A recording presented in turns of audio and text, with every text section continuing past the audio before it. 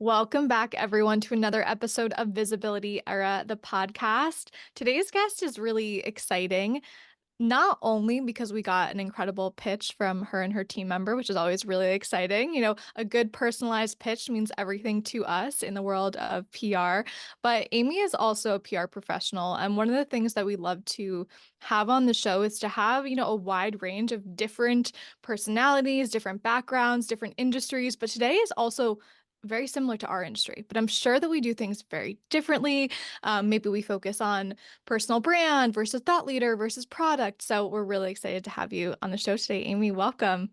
Thank you so much. Thanks for having me. And I love talking about PR, and I know you both do too. So we're going to have fun today. We're going to have a Yes. really good time. We are like the PR nerds. So Yes. let's start with your background.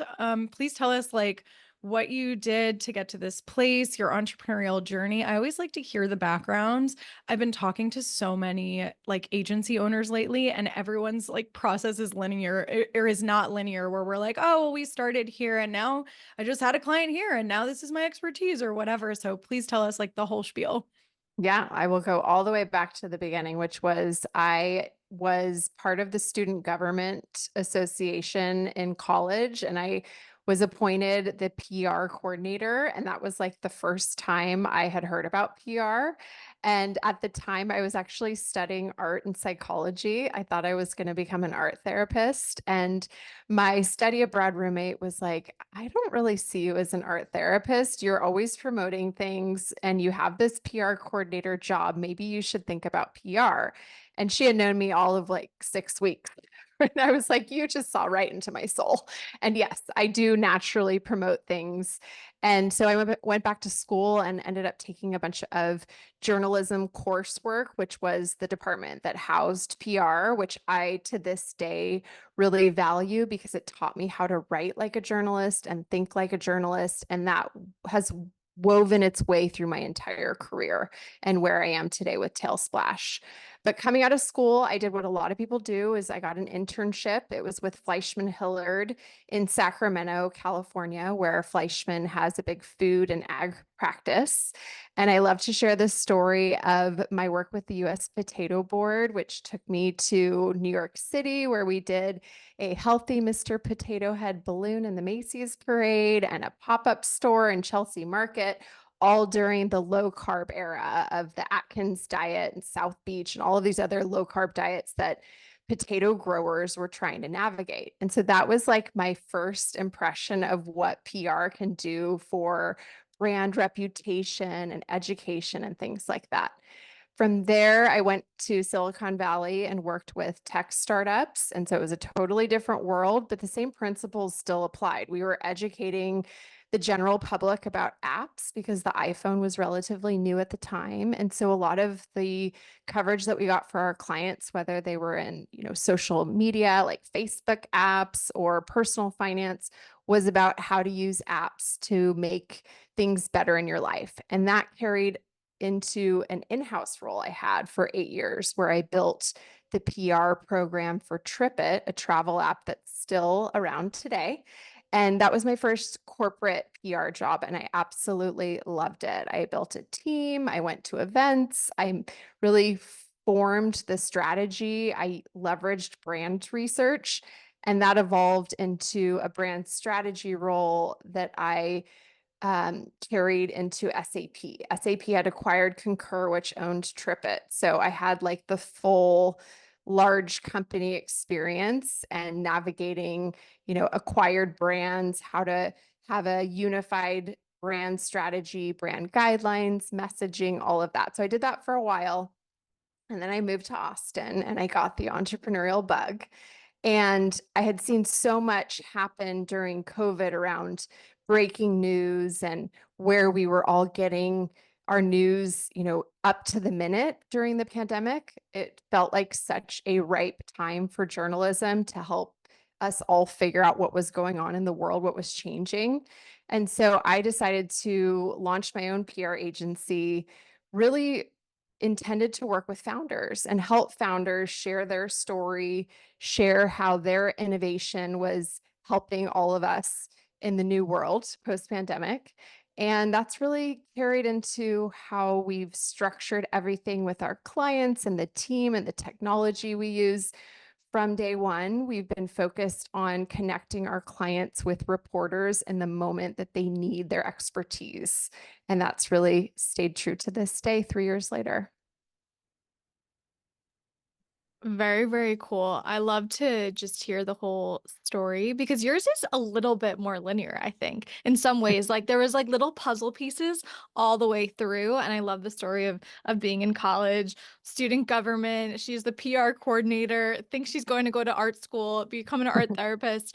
Very, very cool. So it sounds like today most of the people that you're working with are founders who have really cool stories or like innovative ideas. So tell us a little bit more about like the moment that they're coming to you and what are they saying that they need in that moment? Yeah, it really varies. So we have more than a dozen female founders that we work with, many of which I've met through organizations that I'm part of as a female founder. And so everything from the Female Founder Collective to Hey Mama to the No Women, there's a lot of great groups and events here in Austin as well where female founders gather. So those end up being a lot of our clients, and they can be service providers like in the financial services industry, or they can be product-based businesses. So we work across fashion and sustainable goods and jewelry and beauty, clean beauty in particular. And then we work with a lot of tech companies that come to us because they need to launch something, they have funding to announce, or they're just looking for a PR partner for the first time. So a lot of our clients are solopreneurs. Some of our clients have a very small team, but it's primarily software developers, and they don't have a marketing team. So we actually really enjoy helping founders navigate PR for the first time, kind of walk them through the process in a way that's manageable for them, that doesn't require a ton of their time, and we're really doing the work for them. Yeah, I absolutely love that. So our clientele, or just, our audience in general, they're typically in a space where they never knew that PR was possible for them. They don't know that this strategy exists. And then somebody talks about it and they find out and they get curious and they come to us. So a lot of confusion between like PR and marketing and like what this actually means for them. Take us through a process of like, I don't know, let's do like a clean beauty brand. I love clean beauty. Comes to you and they say like, hi, Amy, I really want PR. I don't really know what this means for my brand. Like, what do I do? Do you start with, and I actually have a few questions here. So, do you start with like the branding process and message, or are you starting with like the, hey, do you have your foundations in place first? Like, let's go there. Yeah, we start out like very straightforward. So Yeah. we say if you have high res images available and you're willing to ship product across the country, we can help you. And we've just started working with a clean beauty brand here in Austin where she really wanted to push holiday gift guides, and she was going to try to do it herself. And I was kind of going through like the different tools that are out there with her, and I said, we could just do this for you, like for a month or two. We're almost to the holidays at this point, and a lot of gift guides are being filed, in the next like month. So I said, Yeah. let's just take this off your hands. And so that's what we did. And we already had one request for multiple products of hers to try by a writer that is a freelancer and a contributor to a lot of different publications. So that's one of our favorite things about working with these products is like you can meet a writer that's interested in trying your products and then potentially be considered for like 10 different publications in one go, right? So it's very efficient. Yeah, we talk about this all the time. We're like our favorite people are the freelancers Yeah. that have like that have a specific niche, so they're talking to beauty, but or they're writing for beauty, but they're also pitching to maybe like Allure and Vogue and Harper. So like say they say, "Oh, sorry, I can't get you in Allure, but I can get you in Vogue. Is that okay?" It's like, I guess, you know? You're like, thanks. Yeah. Yeah, Yeah, exactly. We love amazing, that. amazing. We love it. And a lot of people don't know this, but like industry moves around so much. Like writers hop around. I was actually just emailing a friend of mine that was a writer when we first started working, when I first started pitching her many years ago at Martha Stewart Living. Then she moved to Well and Good. Now she's at Self. And I'm like, wow, they really do move around. So just, we talk a lot about like reaching these people sooner rather than later, like what you mentioned, because you never know what's going to, I guess, like bear fruit later on. So I love that you are like, hey, let's take this off your hands, and you're already creating relationships for them. So for anybody who doesn't know, what is a holiday gift guide and why is it important for product brands? Yeah, so we like to look at the holiday gift guide opportunity as more evergreen than you might realize. So on one hand, if you're a retail brand or a consumer brand CPG, it's like one of your biggest seasons of the year, right? So it really matters that you go as big as you can. So you definitely want to be on editors' radar when they're putting those gift guides together. But the reality is the editors that put those gift guides together are writing feature stories year round. So it's not like publications have someone on staff that only writes holiday gift guide content, right? These are the same editors that are going to be writing stories in, the springtime for Valentine's Day and Mother's Day and summer travel and lots of different occasions. So we believe that the holiday timeframe is a great opportunity to get in front of editors, maybe for the holidays, but also maybe for a story later in the year. And so it's a good opportunity to kind of get things going for the first time. And you'll hopefully see a good volume of opportunity during the holidays, but then it's going to continue forward through the rest of the year. Yeah, I totally agree. And for anybody who doesn't know what a holiday gift guide is, it's basically like when you're typing in gifts for a 4-year-old or gifts for mom, and those roundups come up. So those stories that are like, here's all the links to the gifts that make sense for that category. And what I've actually seen is sometimes these publications will kind of like low key repurpose them and like Mhm. repost it as gift guide for Mother's Day, or like basically what you're saying, if the niches make sense. Just like us, they're trying to work smarter, not harder. And so it's always great to get kind of your foot in the door when it comes to these gift guides, because then you'll be reused for other types of story angles.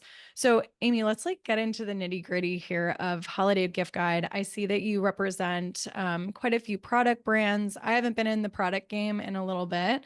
And so can you tell us like what you're seeing right now in terms of like competition? I know that a lot of products need to be on affiliate programs or major retailers. Like, what does it look like? What is it looking like for you and for your clientele? Yeah, definitely affiliate programs are going to come up at some point. So Yeah. we often tell our clients, like, you don't have to sign up right now, but you probably will have to sign up for one, as soon as we hear from an editor that's asking for it. And so we can help them with that. And there's different levels of affiliate programs that you can join. And we've helped some of our clients get going with their affiliate programs just to save them the time of some of the research, because a lot of times you have to like schedule a meeting with the sales team to figure out the pricing and whatnot. But we also tell brands, if you're on Amazon, then that checks the box. So it depends on like the retailer that you're already in. If you're D2C, then yeah, you might have to sign up for an affiliate program, but it will open you up to so many opportunities by doing so, both with outlets that require it, like Meredith Dot Dash or Dot Dash Meredith, I should say, and also like Oprah. I'll never forget when Oprah's favorite things required Amazon products. I was like, whoa, that's a big shift, right? And we know why. So we are happy to help get our clients onto affiliate programs, and it will make you more discoverable too, right? Because influencers that are part of those affiliate programs, will find you that way as well. Yeah. And it's funny. We just talked to an SEO expert, what, yesterday or 2 days ago, Bridget? Yeah. And she was like, once I realized affiliate programs were a thing, it opened my eyes to the internet. And I was like, oh, it doesn't really matter. It's all about money. And there are publications that are still posting like regular brand sites, and that still exists. But like you had mentioned, like Meredith and like I know Hearst, like they're all moving in that direction where it really is important to be on Amazon or on these affiliates, because like all the big players are there. So if you do want to be seen in the media, we always recommend it as well. There's options. Talk to Amy, talk to us. So we totally, I love this. I think that this is such a good conversation for product brands. So let's talk about like, when you're, maybe you can put this like with like training wheels on, I guess. So if somebody's listening and they are creating a product brand and they know that they eventually want press, like what are affiliates? Like, what does that mean? Like, kind of like peel back the layers, I guess, if you're speaking to a new brand that really doesn't understand, and this is like the first time that they're hearing about this. Yeah, so affiliate links allow writers or publications to take a commission from any product sales that result from their mention of your brand. So there's essentially like a tag that's added to the URL that they include in their story that mentions you. And the reality of how media has been impacted by the state of the economy is this is become an increasing focus for them to monetize and stay in business. I mean, the three of us have seen many print magazines shutter or go fully digital.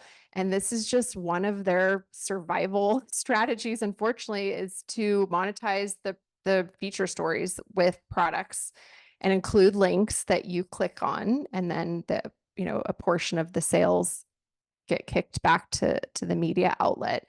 And it's just part of the reality. And I think a lot of times when you're a product-based brand, you're looking at all the different marketing channels that are available to you. And PR is like one of the few that you don't necessarily like directly pay for. Like, yes, you might pay to invest in some of the tools that you need to do your own PR or hire an agency or a freelancer, but the coverage itself, you're not usually paying for. And so it's to be expected that a media outlet is going to have to find a way to monetize that coverage.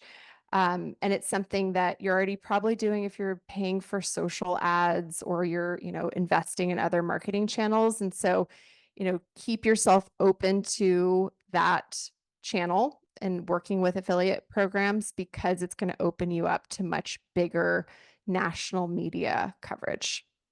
Yeah. And we were just talking to a product brand that wants to join our visibility mastermind yesterday, and they had no idea about any of these affiliate things. And so it was the first time that they were hearing this. Yeah. And we were like, hey, listen, there's like all these different options. You can kind of cut out the middleman like Amazon and do it yourself. Or you can go on Amazon, and I mean, I don't know how much it costs. I'm going to be completely transparent, but I love Amazon as the option because it's another way for people to find you. Everyone shops on Amazon. I shop on Amazon like every week, I want to say. Right. So, yeah. So it really, like you mentioned with these tools, like you're eventually going to either need them or it's going to support the growth of your business anyway. So it's not like you're just kind of like, joining Amazon and then you're paying all this money. It's like people are going to find you, they can leave reviews. So it kind of is like a win-win-win. And then you become more attractive for these publications to feature you.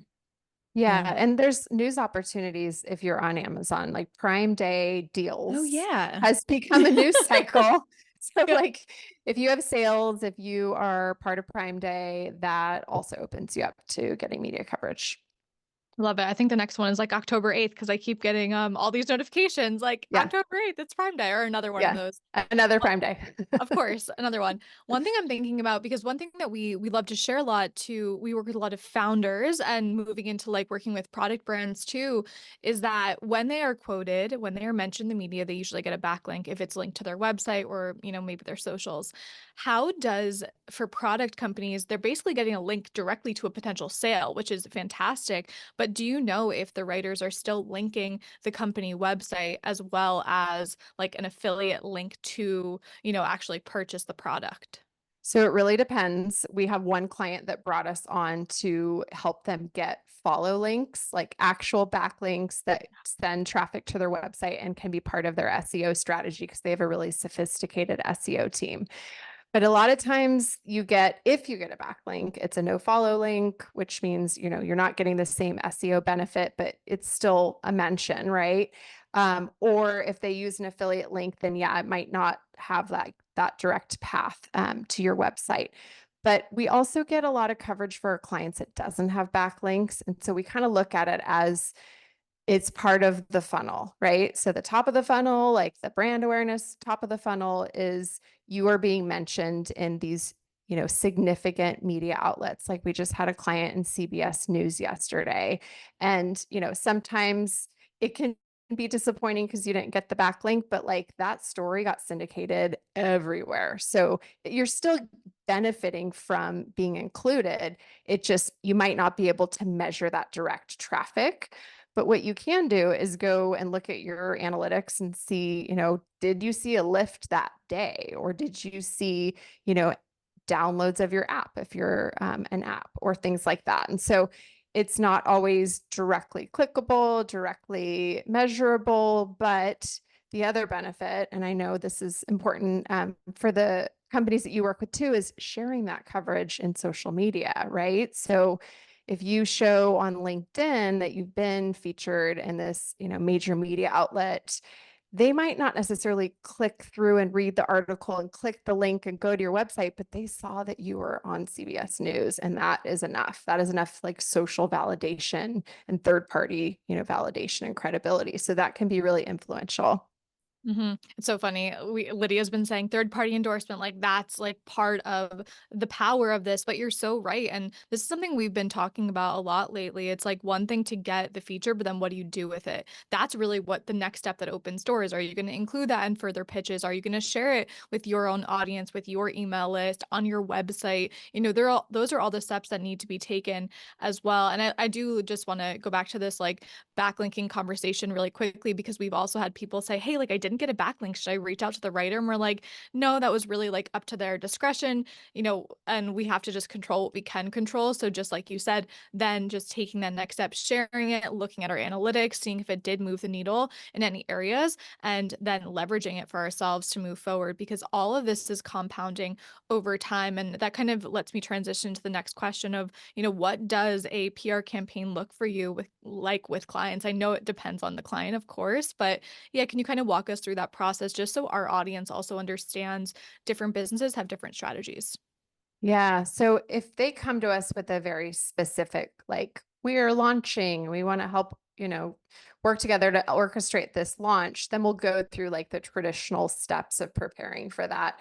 But most of the time, the clients that we start working with are really open to our process, which is kind of a Goldilocks exercise in the beginning. So we get them set up in all the places that it makes sense for them to be accessible for journalists to request either their products or their expertise or both. And then we kind of see what the response is, and we flag things for them that we think are a fit. And we'll say, here's a journalist looking for a quote on this topic by this deadline. Are you interested? And sometimes we learn more from the no's than the yeses, because it helps us get to know our clients. And not every client is comfortable like jumping on a call, short notice, kind of riffing. Some clients prefer to have a little more like advanced planning. Maybe they want to write out their response, but it just depends on the company. And so we use that initial time period together to get to know their style, like what's their appetite for responding to requests, how much, how often, because we've had clients that are like, send me everything and I will respond. And we've had clients say, I only want to be considered for these publications. And I always say, if you want to see results, be open to everything in the beginning. And then later, maybe you can get more picky. But if you're going to be really picky, the results are going to take longer, right? I absolutely love that. I have had clients in the past that are like, I only want to be on Vogue, Forbes, and whatever. And I'm like, okay, well, you also need sometimes like those stepping stones to get to those places. Like we need to build a press trail. We need to make it sexy. Like it really depends. And, we talk a lot about credibility and like how to measure credibility. And I think what PR does and what's amazing about PR is it's building your credibility. So you can do that and build on that front. But there's also other things that help with credibility. There's like, social followings, there's maybe expertise and certifications and backgrounds. Like there's lots of different ways, maybe association with a celebrity. So when a brand comes with like maybe not a lot of credibility yet, like what would you tell them if they were to tell you, well, I guess you kind of already answered it. Or it's like you have to be open. Yeah, yeah. I think, part of it is they have to hear from you frequently, Yeah. right? You have to be a reliable source for them, before you can expect them to come to you if there's breaking news in your industry. And so I am a big advocate for like be top of mind on a regular basis. Yeah. That will eventually really pay off. And I also like to say, what do people see when they Google you? If they Google you and they don't see anything, then they're probably not going to be confident about featuring you or, tapping into your expertise. And so you got to start somewhere. And we often see that, press coverage ranks very highly, or even a press release. I still sometimes advise doing a press release, not for the reasons that people may think, but because when reporters Google you, it will be one of the top search results if you use the right wire service, right? So there is a benefit to doing that exercise, even though it can feel kind of old school to people. And that was how we got featured on NBC News for a client. The NBC News producer Googled them or Googled like an AI expert that they needed for their news story and found a press release that we had Okay. put out like months ago. So it works. I am obsessed with this because we always say that like getting discovered is not a thing, like because you need to have some sort of presence before you get discovered. Like people think that you get discovered when you just sit back and you're like waiting, waiting, waiting. But reality is you have some sort of maybe viral video or a press release that went out or something there. Like you need to be able to like be led to the actual source. So then you get more opportunities. So speaking of these like opportunities, we always talk about how PR is like a ripple effect in terms of opportunities that just come your way. So, what would you say is a good way to measure success with PR? And do you have any particular, like, maybe stories that you could share with us of a client saying, like, oh, this was a huge win because of my press campaign or because of a particular feature? Yeah, I'll start with the example because this just popped up on a call yesterday, Oh, which lovely. we have a client in the dental software space, and we've put out quite a few press releases for them because it's usually about a big partnership or an integration. And in the dental industry, the trade publications are really receptive to press releases.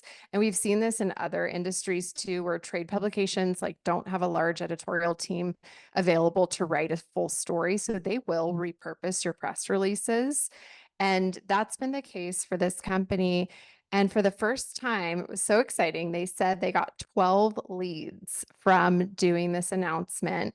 And so that was really like a hard number that they shared. And these are like, enterprise customers. So it's not like 12 consumers. It's like 12 enterprise customers that saw their news and reached out because of it. And that's huge. And the challenge is that doesn't always happen and it's hard to like measure. And so it literally comes down to like anecdotal, like our clients are like, oh yeah, this happened because that went out. But we've had it happen for other clients too, where like one announcement gets the attention of a partner or customer or investor, and it can be really impactful. It's just so hard to measure in like a traditional kind of marketing like method. And this is my beef with all of us that have been in PR for a long time. Why is the measurement so hard still? We have AI, we have all this great technology. Why is it still so hard? And it literally requires like manually piecing together like media coverage and Google domain authority and like seeing if your client has analytics set up that you can access and like pulling them all together. I'm just like preaching all the time. Can we get better measurement, please? Because it's often anecdotal and that I don't know what the solution is, but I'm sure there is one. I love that. I want to like take this clip and put it everywhere and be like, everyone listen. Because like when you think about it, PR, again, it's like it is brand awareness. And so it's like a game of telephone. And eventually you get to a point where like you just hear the name so many times or you see the name so many times. So you may decide to be a customer or you may think of them for something. And so it's such a different animal because it really is like almost this like etheric type of strategy where it works in so many different ways, but the benefits are just absolutely insane. Like the fact that your client got, opportunities for, so you said CBS, not CNN, right? I'm talking about CBS. So we've had opportunities within the AI space across all the major news outlets because Amazing. AI is such like a hot space. So yeah, Yeah. they've been featured on CBS News, on NBC News, at a Yeah. lot of different places. Yeah. Yeah, that's amazing. And what I love that you shared too is you talked about how press releases may be important for certain industries. And so we talk about that all the time. Like PR is not a one size fits all. It's like we even talk about I don't like paid to play press, obviously. But there are some instances where maybe an ad like makes sense for a brand and we never say like no, this is an absolute no. It's just like, let's measure your goals, take a look at what industry you're in and kind of measure that way. So thank you so much for being on the show today. You are such a wealth of knowledge. I cannot wait for our listeners to listen to everything you have to say. Where can we find you? How can people connect with you? I'm sure they're going to, want to hop into your inbox or at least go on your socials. Thank you so much. This has been so fun. It's so refreshing to talk to people who get it. So you can find us on talesplash.com, TALE splash. We are also on all the major social networks. I'm very active on LinkedIn, and you can connect with me through the website, through social. I always love just like talking through strategy, what's working, what have you tried, what do you want to try? So always happy to jump on a call. I love that. Really. Okay. Last question. TaleSplash. How did you come up with the name? So great question. I've loved whales since I was a kid, since my first grade class adopted a whale. And I came up with the idea because I believed so much in telling founders stories and that was the unlock to getting coverage. So your tale, not a whale tale, but a story is the key to making a splash. And I just kind of enjoyed like the nautical theme of it all. Oh, I love it. And it all makes sense now. I love Yeah. it. Yeah. Amy, thank you so much for joining us today. It has been such a treat. I know a lot of people are going to get a ton out of this, and we'll talk to you next. We'll talk to everybody next time. Thank you for listening to another episode of Visibility Era, the podcast.